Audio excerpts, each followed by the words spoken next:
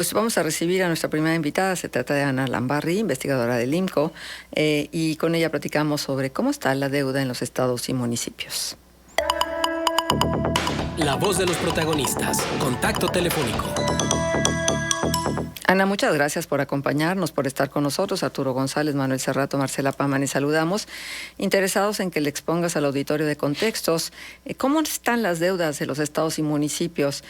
Bueno, acá en Coahuila durante mucho tiempo ocupamos un indeseable liderazgo, pero tal parece que ya hemos sido desplazados y bueno, seguimos pagando la misma deuda de hace bastantes años, más de 10, pero ya hay otros estados que también están muy endeudados y lo peor del caso es que no vemos cómo es que van a solucionar los problemas financieros. Gracias por acompañarnos, gracias por estar. Cuéntanos, por favor. Al contrario, Marcela, muchas gracias por el espacio y un saludo para Arturo y Manuela en cabina también. Saludos, Ana, buen día. Buen día, muchas gracias. Pues mira, en términos generales, y digo, puede variar mucho la situación, por ejemplo, le estás mencionando el caso de Coahuila, ¿no? Pero en términos generales lo que nosotros encontramos es que la deuda es un instrumento subutilizado. ¿Qué está pasando? Que los estados, las entidades federativas, pues satanizan un poco la contratación de deuda pública. Que bueno, la deuda pública cuando es usada para fines productivos, pues puede servir para impulsar el desarrollo y la competitividad, ¿no? Muy diferente es cuando la deuda pública es utilizada en un contexto donde pues los estados no tienen forma de sostener la deuda, ¿no? Hay varios instrumentos para analizar si la deuda pública es sostenible tanto en estados como en municipios y bueno, a través de eso podemos deducir cuándo un estado debe de endeudarse o no debe de endeudarse, ¿no? También antes de pasar al caso de Coahuila, mencionar que en términos generales, es decir, las 32 entidades en su conjunto, disminuyeron su deuda entre 2020 y 2021. Este saldo se redujo en 2% en términos reales. Incluso cuando fue el inicio de la pandemia aquí en México, en el 2020, los estados únicamente se endeudaron en un 2%, ¿no? Lo cual parece un poco pues extraño, porque en un contexto de pandemia y cuando no tienes previstos unos recursos para atender una crisis económica y atender una crisis sanitaria, pues uno pensaría que pues, te endeudas, ¿no? No nada más endeudarse por endeudarse, sino para atender estas crisis, ¿no? Incluso en otro reporte que nosotros publicamos en el INCO, nos damos cuenta que en 2020 reducen los estados su presupuesto para salud, lo cual suena también un poco contradictorio, pues en términos de atender esta crisis sanitaria, ¿no? Entonces, bueno, ese es un ejemplo de pues que la deuda está siendo subutilizada. Hay estados que se han encargado de liquidar su deuda, de dejarla entero, como lo es el caso de Tlaxcala y como lo es el caso de Querétaro, pues para decir que están que tienen un saldo en ceros, ¿no? De deuda pública, pero pues bueno, mientras esta deuda sirva para atender este tipo de crisis, para invertir en infraestructura pública y para beneficios que sean para la población, pues bueno, no tiene nada de malo, pero cuando es usada de forma insostenible, pues bueno, ahí es cuando las cosas se complican un poquito. Uh-huh. Sí, creo que lo dices bien, ¿no? Finalmente no hay país, no hay municipio, no hay familia que no crezca económicamente sin deuda. La verdad es que es rarísimo que alguien pueda tener la solvencia necesaria para poder emprender, para poder generar más productividad sin deuda. Esta es una realidad de nuestro sistema económico. Pero tal como están las cosas, me llama la atención que los municipios se alejen de la deuda. ¿No será una política estatal para que el Estado concentre la deuda y los municipios no? Sobre todo cuando estamos hablando de filias similares, de que proceden de los mismos partidos. Claro, puede estar relacionado.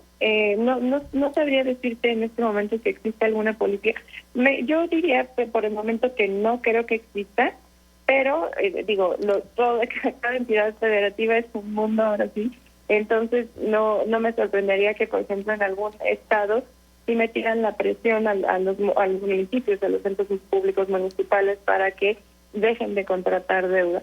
Lo que pasa también en el caso de los municipios es que su nivel de ingresos propios, y también pasa en los gobiernos estatales, ¿no? Que los ingresos propios son, por decirlo así, son pequeños, porque ya sabemos que tanto estados como municipios pues dependen en gran medida de las transferencias federales, ¿no? Entonces como que esto les da un poco rango también para contratar deuda. Entonces aquí es cuando empiezan todos los pues los prejuicios que existen hacia la deuda pública, ¿no? Por ejemplo, en el caso de Coahuila, que también es un caso que tenemos que mencionar aquí, porque es interés de ustedes, también de tu auditorio, es que Coahuila, de su deuda total, el 99.6% es deuda estatal. Es deuda estatal y de los entes públicos estatales, y solo el 0.4 proviene de los municipios, ¿no? 158 millones de pesos únicamente es el saldo de la deuda pública municipal. Estos datos son al cierre del ejercicio fiscal 2021, ¿no? Al cierre del 31 de diciembre de 2021. Y el saldo de Coahuila a este cierre de 2021, pues se elevó a los 39.527 millones de pesos. Ese es el saldo, ese sería el saldo tanto del gobierno estatal como de los gobiernos municipales allá en Coahuila para 2020. Uh-huh. Pero ustedes ofrecen un dato que me parece relevante. Uh-huh. Los estados con mayor porcentaje de deuda con respecto a sus ingresos son Nuevo León, 76.9%, Coahuila, 75% y Chihuahua, 74.8%. ¿Qué dice este dato?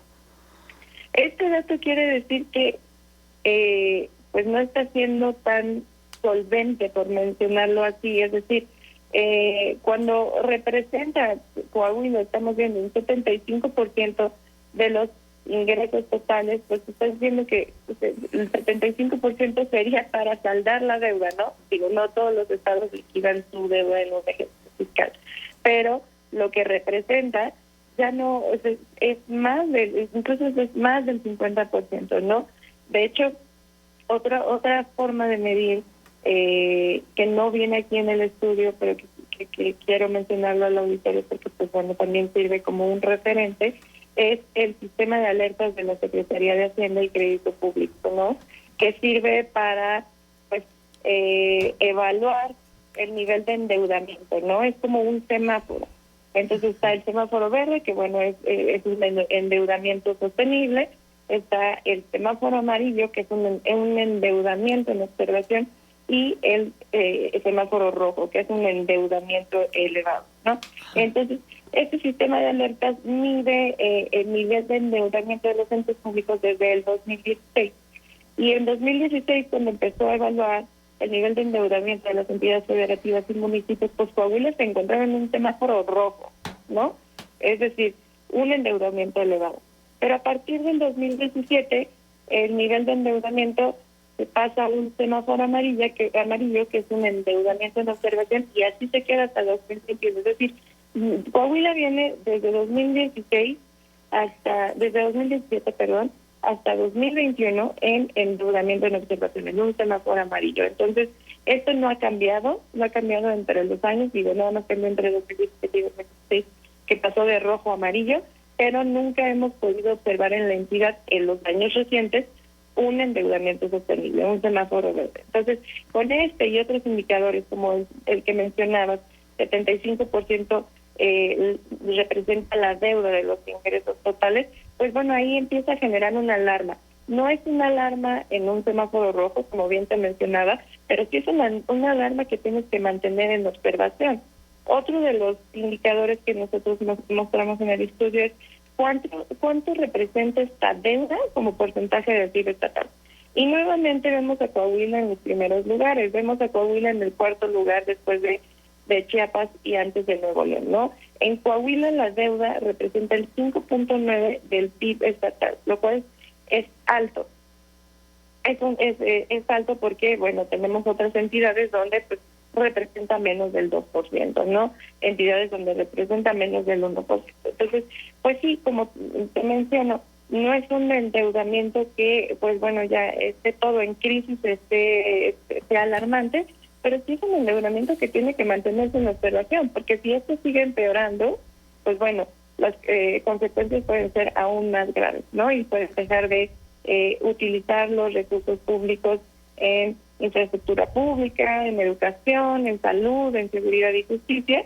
Y bueno, la mayoría de los recursos pueden ser destinados a saldar su deuda. Esa es la preocupación. Ajá. ¿Esto que ustedes miden es deuda a largo plazo y a corto plazo? Exactamente, es todos los créditos y financiamientos que registra la entidad ante el Registro Público Único de la Secretaría de Hacienda y Crédito Público. Ajá. Y no desglosan, o sea, cuánto es el endeudamiento a largo plazo y cuánto es a corto plazo.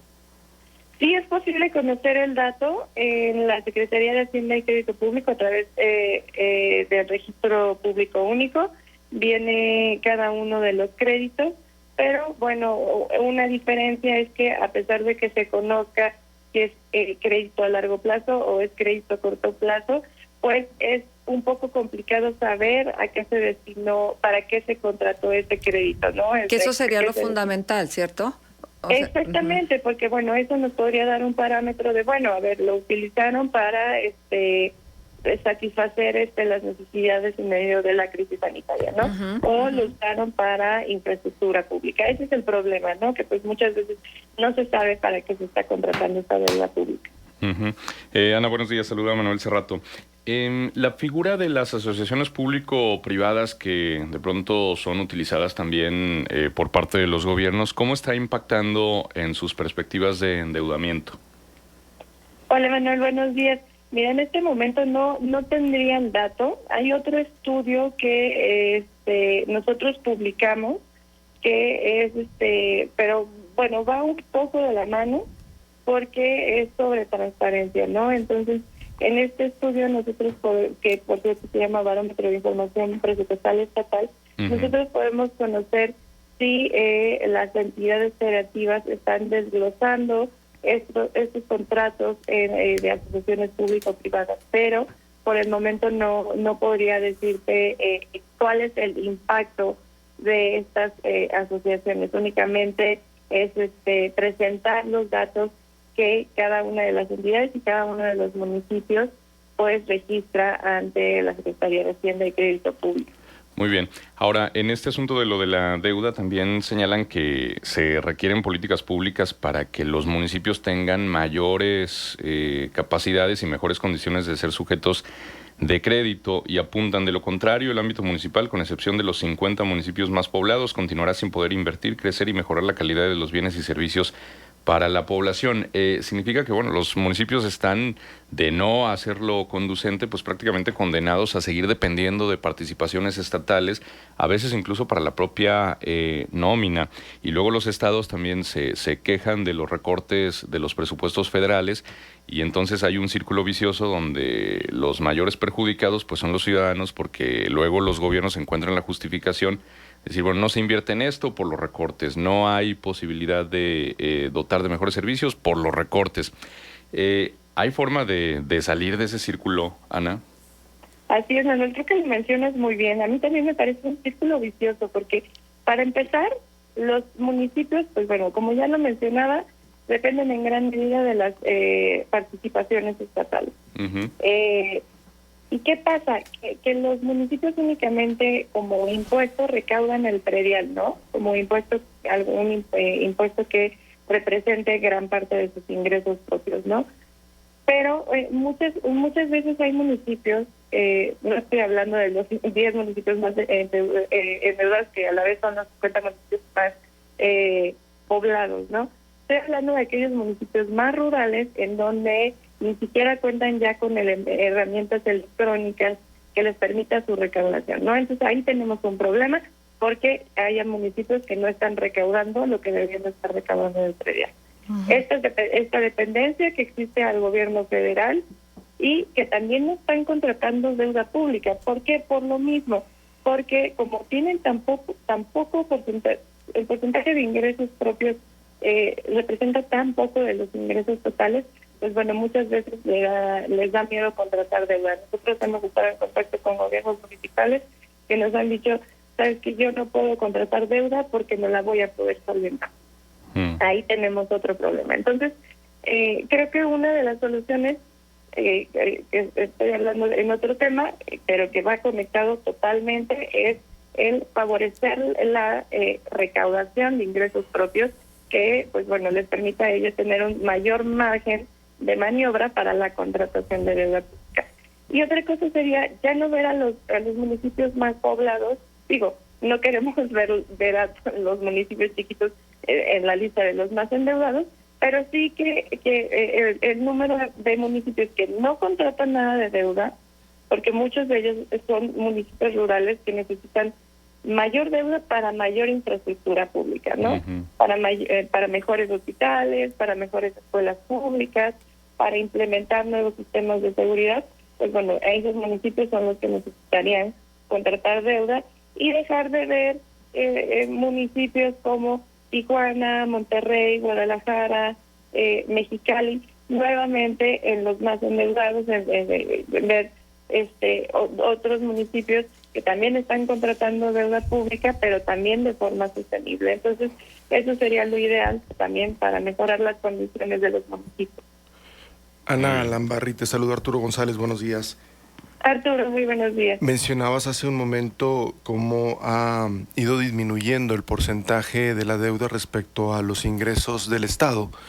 Y esto creo que tiene que ver con que el presupuesto año con año ha incrementado su volumen y eso hace que la proporción de la deuda se vea más pequeña, ¿no? Sin embargo, hay un detalle que me intriga y me interesa discutir contigo, que es el que cada año la deuda de Coahuila, la deuda bancaria directa, se ha ido incrementando en un porcentaje. Por ejemplo, en mayo de 2017 la deuda de Coahuila, la deuda bancaria de 36,450 millones de pesos y a mayo de 2022 la deuda ya es de 38,043 millones de pesos. Y es fácil observar que año con año se va incrementando un pequeño pero consistente volumen. Y esto me lleva a preguntarte, con todo y lo que se está abonando a la deuda mes con mes, año con año, el hecho de que se siga incrementando, pues genera la duda de cuándo se va a terminar de pagar. Claro, Arturo, muy buenos días. Gracias por tu pregunta. Sí, mira, lo que yo les comentaba es justamente esta disminución que se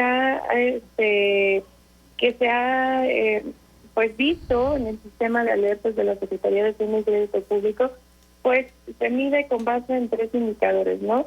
Que es sobre, el primero es sobre cuánto representa la deuda pública sobre los ingresos de libre disposición.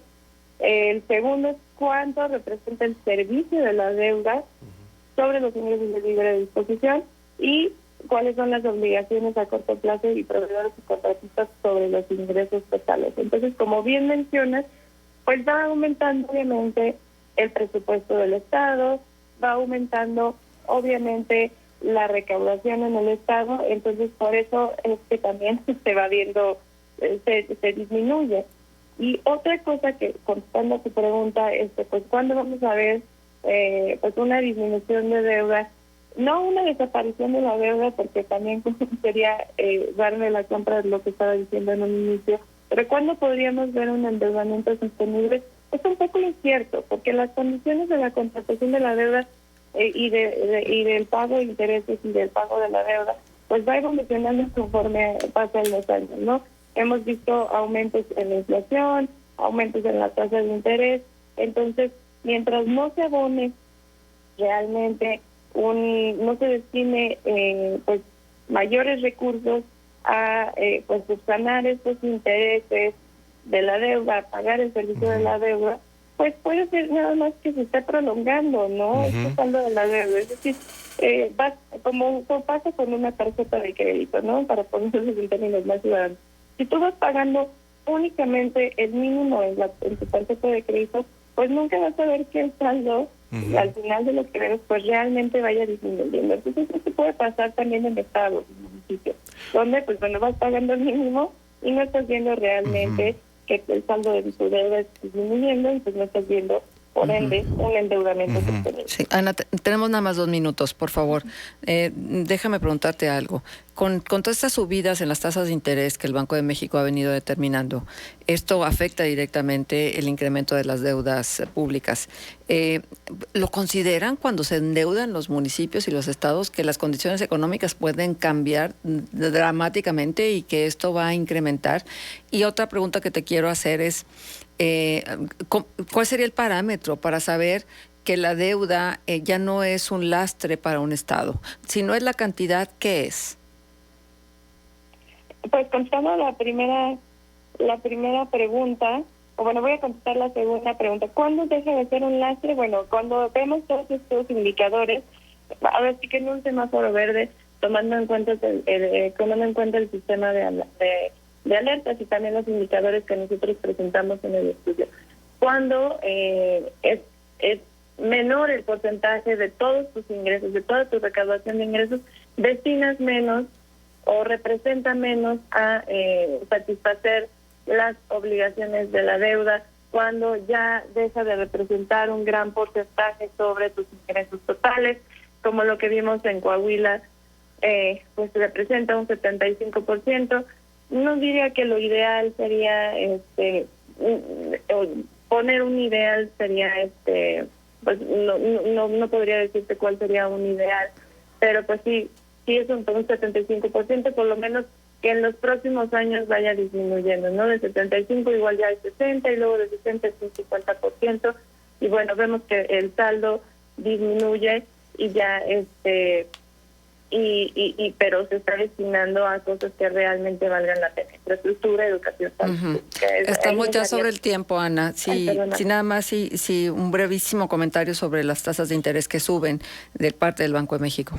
Mira, yo creo que, para ser muy resumida, no creo que los estados y los municipios tengan esa perspectiva, porque realmente es muy incierto, ¿no? Claro. No pasan factores exógenos como lo vimos en la pandemia, claro, donde pues bueno, no se contemplaba el tema de la inflación. Bien. Pues es muy incierto también para las entidades. Entonces yo creo que también falta un poco de... ¡Ey! Agarra la onda. Y tu basura también. No la tires al piso. Busca un...